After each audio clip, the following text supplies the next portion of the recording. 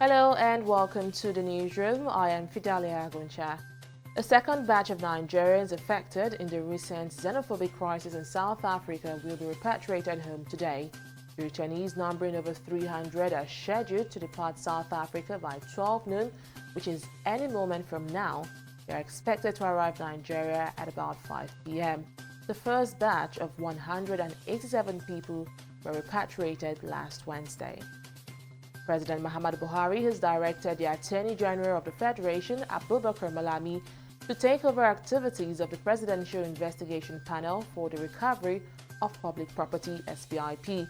This follows the dissolution of the panel chaired by Okoye Obunu-Obla.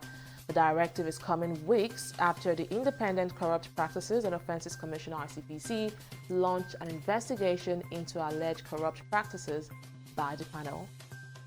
Vice President Yemi Osinbajo says all agencies under him always follow due process in the award of contracts and other critical matters. He was reacting to a report published by an online newspaper which reported that President Muhammadu Buhari directed him to seek approval for agencies under his supervision. A statement released by Laolu Akonde, Osinbajo's spokesperson, described the report as false insinuations, insisting that Osinbajo follows due process in the supervision of agencies under him. The Economic Community of West African States, ECOWAS, has reacted to the closure of the Seme border, saying it might impede the implementation of free trade movement within the region. Spokesperson of the ECOWAS Parliament, Mustapha Cisselo, urged the Nigerian government to reopen the borders and find a permanent solution to the challenge of smuggling. The Central Bank of Nigeria says it will start charging individuals 3% processing fees for withdrawals and 2% for deposits of amounts above 500,000 naira.